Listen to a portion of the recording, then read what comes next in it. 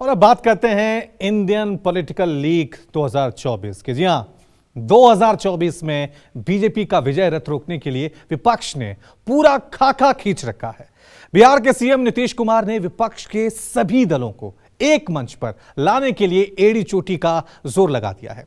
PM Modi के नाम को टक्कर देने के लिए नीतीश विपक्ष के हर चेहरे को साथ लाकर अपनी अलग टीम बनाने में जुटे हैं। लेकिन नीतीश की कोशिशों की काट बीजेपी ने ढूंढना शुरू कर दिया है। बीजेपी को पता है कि देश के किस मैदान पर कौन सी विपक्षी टीम को कैसे चित किया जा सकता है, और बीजेपी की स्ट्रेटजी ने 2024 के इंडियन पॉलिटिकल लीग को बेहद दिलचस्प बना दिया है।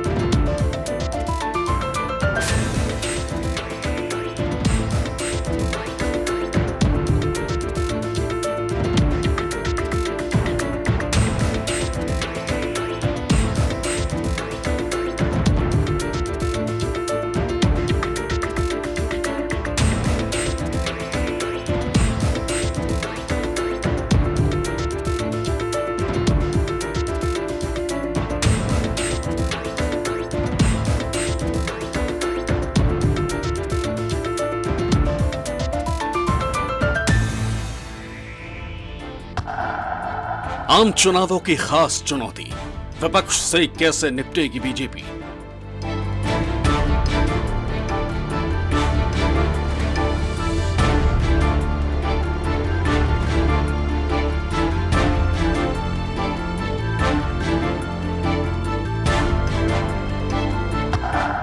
हर राज्य के लिए अलग रणनीति, 2024 में बढ़ेगी सीटों की गिनती।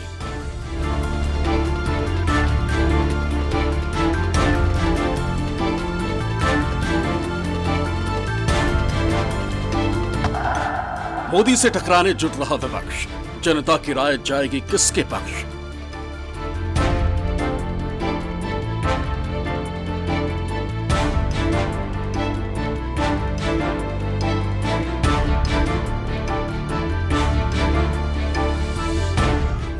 सवाल और भी, लेकिन जवाबों के नाम पर सिर्फ और सिर्फ कयास और प्रयास ही नजर आते हैं।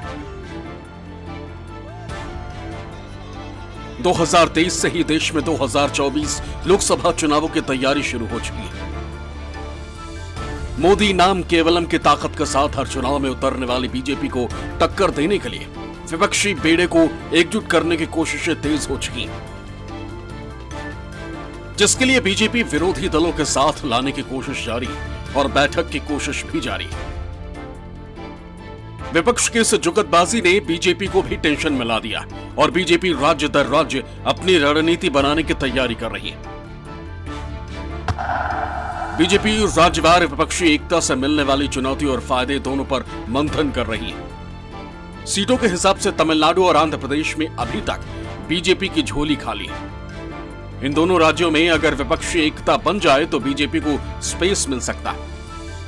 यहां बीजेपी आपदा में भी अवसर तलाश रही और संगठन स्तर पर नेताओं की टीम उतर चुकी है। राजनीतिक रूप से कमजोर राज्यों में भी बीजेपी खुद को मजबूत करने के लिए स्ट्रगल कर रही है। केरल, तेलंगाना, पंजाब जैसे राज्यों में विपक्षी एकता से भले ही बीजेपी को खास परेशानी ना हो, लेकिन ऐसे राज्यों में अगर विपक्ष जीतता भी है तो बीजेपी सबसे बड़ी विपक्षी पार्टी बनकर उभर सकती है और बीजेपी के ऊपर चढ़ने का सीधा सीधा और बड़ा नुकसान कांग्रेस जैसी पुरानी पार्टी को ही होगा। की अपनी अलग तासीर होती है, अपना एक अलग माहौल होता है, अपने अलग मुद्दे होते हैं।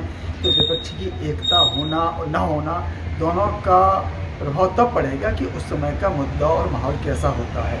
अगर देश की जनता में कोई एंटी इनकम्बेंसी है तो उसका असर दिखता है, लेकिन एंटी इनकम्बेंसी नहीं है, सरकार के प्रति समर्थन है, तो इस तरह की एकता का कोई मतलब नहीं रह जाता है। तो ये तो कर्नाटक चुनाव में मिली हार के बाद हिंदी भाषी बेल्ट में जीत बीजेपी के लिए बड़ी चुनौती बन चुकी है।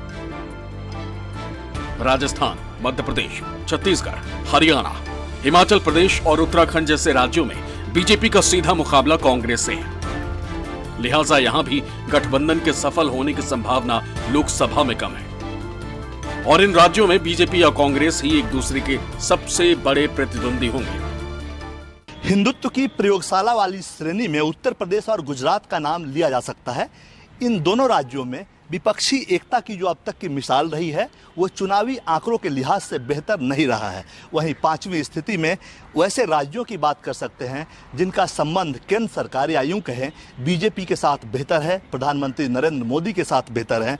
उसमें उड़ीसा और आंध्र प्रदेश का नाम आता है। उड़ीसा में नवीन पटनायक की सरकार है, वहीं YSRCP की सरकार यानी जगन मोहन रेड्डी की सरकार आंध्र प्रदेश में है। लिहाजा इन दोनों राज्यों में जो सद्भाव है केंद्र के साथ और बीजेपी के साथ, उसे देखते हुए ये कहा जा सकता है कि यहाँ विपक्षी एकता की स्थिति नहीं बनेगी। यहाँ विपक्षी एकता होना असंभव दिख रहा है, क्योंकि जो विपक्षी एकता की अगुवाई कर रहे हैं नीतीश कुमार, वो उड़ीसा का दौरा कर चुके हैं, लेकिन विपक्षी एकता के मुद्दे पर नवीन पटनायक को ऑन बोर्ड लाने में असफल रहे हैं।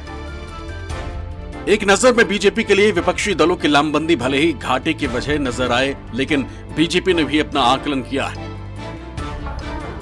विपक्षी एकता की स्थिति में उसको क्या और कहां फायदा हो सकता है। बीजेपी का अपना आकलन है कि विपक्ष के गठबंधन से बीजेपी को केरल, तेलंगाना, पश्चिम बंगाल, झारखंड में फायदा मिलेगा। केरल में सभी 20 सीटें विरोधी पार्टियों के पास हैं। 19 सीट कांग्रेस के नेतृत्व वाली UDF के पास और 1 सीट CPM के नेतृत्व वाले LDF के पास है। ऐसे में अगर केरल में कांग्रेस और लेफ्ट दोनों मिलकर चुनाव लड़ने का फैसला करते हैं तो हो सकता है विपक्ष सभी सीटें मिल जाएं जो पहले से उसके पास हैं। लेकिन दूसरी ओर बीजेपी को केरल में विपक्ष के तौर पर पूरा स्पेस मिलने की गुंजाइश भी बढ़ जाती है। कोई सीट नहीं भी मिल पाई तो उसके वोटों में बड़ा इजाफा होने के चांस ज्यादा है। जाहिर है वहां अगर गठबंधन हुआ तो बीजेपी को फायदा होगा। वहीं तेलंगाना में भी अगर बीजेपी विरोधी पार्टियों का गठबंधन बनता है तो कांग्रेस, BRS और AIMIM साथ मिलकर लड़ती हैं तो बीजेपी को उसका फायदा होगा। निश्चित रूप से वहाँ अगर विपक्षी एकता नहीं होगी तो भाजपा को एज मिलेगा, और विपक्षी एकता जैसे कांग्रेस है या झारखंड मुक्ति मोर्चा है, ये दोनों अगर साथ हैं तो उसका फायदा उनको मिलेगा। आप देखेंगे पिछले चुनाव में जब आजसू अलग हो गई थी भाजपा से तो भाजपा वहाँ हार गई थी चुनाव। तो भाजपा के साथ अगर आजसू रहता है तो एक मजबूत मुकाबला होगा। लेकिन फिलहाल तो ये लग रहा है कि कांग्रेस और JMM उनका गठबंधन बहुत स्ट्रांग है और ये रहना चाहिए, तभी भाजपा से मुकाबला कर पाएंगे, अन्यथा भाजपा वहाँ पर आगे बढ़ सकती है। पश्चिम बंगाल में बीजेपी के लिए विन विन सिचुएशन है। जीते तो वाह वाह, नहीं तो विपक्षियों के राज में मजबूत विपक्ष बनना तो तय ही है। पश्चिम बंगाल में बीजेपी ने काफी हद तक हिंदू एकजुटता बना दी है। 2019 के लोकसभा चुनाव में बीजेपी को 41% वोट और 18 सीटें मिली थी। 2 साल बाद हुए विधानसभा चुनाव में ममता बनर्जी ने बांग्ला अस्मिता के नाम पर चुनाव लड़ा था और बाहरी भीतरी की लड़ाई के हालातों में भी बीजेपी को 38% वोट मिले थे। तृणमूल और बीजेपी की सीधी टक्कर में कांग्रेस और वामपंथी मोर्चा अलग अलग लड़े थे और अगर इस बार पूरा विपक्ष साथ मिलकर लड़ा तो पश्चिम बंगाल में भी बीजेपी को बहुत फायदा हो सकता है। दक्षिण के अंदर भारतीय जनता पार्टी बहुत तेजी से आगे बढ़ रही है और जिसके परिणाम आने वाले समय में आपको देखेंगे। पूरे भारत में लोग कहते थे कि नॉर्थ ईस्ट में कभी भाजपा आगे नहीं बढ़ती, आज नॉर्थ ईस्ट के लगभग सभी राज्यों में भारतीय जनता पार्टी की और राष्ट्रीय जनतांत्रिक गठबंधन की सरकार है और ये कारवां प्रधानमंत्री मोदी जी के नेतृत्व में और आगे बढ़ेगा, ये रुकने वाला नहीं है।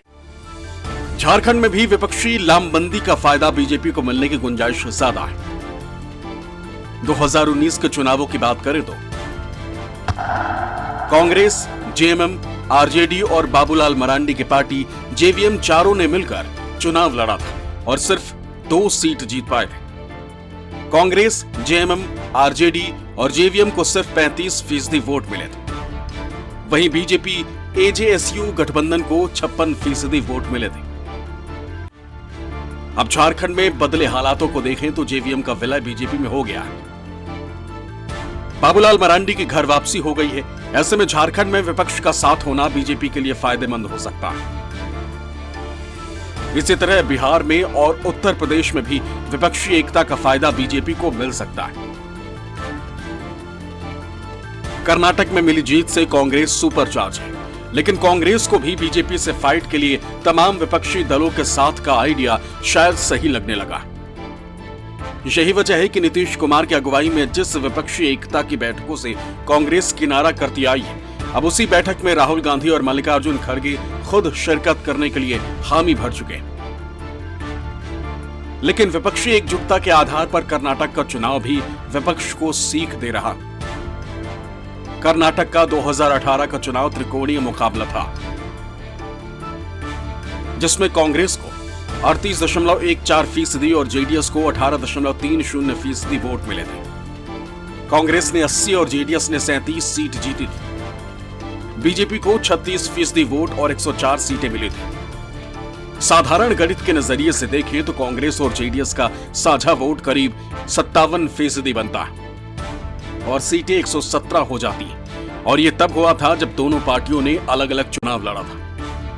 2019 लोकसभा चुनाव में जेडीएस कांग्रेस दोनों तालमेल करके लड़ी, लेकिन दोनों पार्टियों को मिले सिर्फ 39% वोट और 2 सीट। वहीं दूसरी तरफ बीजेपी को 52% वोट मिले और उसने कर्नाटक में 25 सीटों पर कब्जा किया। असल में जहां भी बीजेपी बड़ी ताकत है, वहां अगर उसको हराने के लिए विपक्ष एकजुट होता है तो बीजेपी को विक्टिम कार्ड खेलने में भी आसानी होती है। और इस बार भी विपक्षी एकजुटता से प्रधानमंत्री मोदी को कहने का मौका मिलेगा कि समूचा विपक्ष मिलकर उनको हटाने की कोशिश कर रहा है, जबकि वो भारत को विश्व गुरु बनाने की बात कर रहे हैं। लोकतांत्रिक राजनीति की एक कड़वी सच्चाई है, यहाँ विपक्षी दल सत्ता पक्ष को हरा नहीं पाता, बल्कि सत्ता पक्ष अपने हार की जमीन खुद तैयार करता है। सामने कर्नाटक का उदाहरण भी है। यहाँ विपक्षी पार्टी के आधा दर्जन दल अलग अलग चुनाव लड़े, लेकिन सत्ता पक्ष यानी बीजेपी को हारना था तो वह चुनाव हार गए। उसी तरह विपक्षी गठबंधन के मजबूत होने और सक्सेस होने का एक उदाहरण 1989 के चुनाव को लेकर दिया जाता है। जब वो फोर्स के मुद्दे पे चुनाव हुआ था, उस वक्त भी जनता परिवार के सदस्य एक साथ थे, लेकिन लेफ्ट, बीजेपी और दक्षिण की पार्टियां अलग अलग चुनाव लड़ी थी। जो गठबंधन जीता था उसे 147 सीट मिली थी और हारी हुई कांग्रेस को भी 197 सीट मिली थी।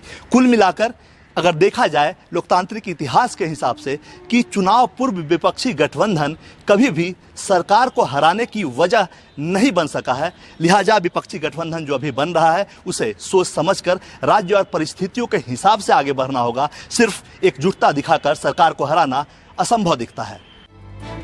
तमाम विपक्षी दल एकजुट होकर प्रधानमंत्री मोदी की सरकार को 2024 के लोकसभा चुनाव में पटखनी देना चाहते हैं। इसके लिए विपक्षी एकता का फॉर्मूला बनाने की कोशिश की जा रही। चुनावों के नजदीक आते ही विपक्षी दल एकजुट हो रहे हैं। ऐसे में बीजेपी भी विपक्षी एकता की कार्ड तैयार करने की रणनीति तय कर रही। बीजेपी के नेता अभी से नीतीश कुमार और विपक्ष पर हमलावर हैं और इस पूरी कवायदों को हर पार्टी का स्वार्थ करार दे रहे हैं। पब्लिक कहती है मोदी लाएंगे, एक तरफ परिवार की सियासत और दूसरी तरफ पब्लिक का संकल्प, देखते हैं क्या भारी पड़ता है। लेकिन एक चीज बहुत साफ दिखाई पड़ती है कि मुंगेरी अनेक और सपने एक, इसे कहते हैं एक अनार 100 बीमार। अब इसमें जो है वो सभी के सबके एक ही सपने हैं कि कैसे जो है वो हमें दिल्ली की सत्ता की तक पहुंच जाए, हम सत्ता की कुर्सी तक पहुंच जाए।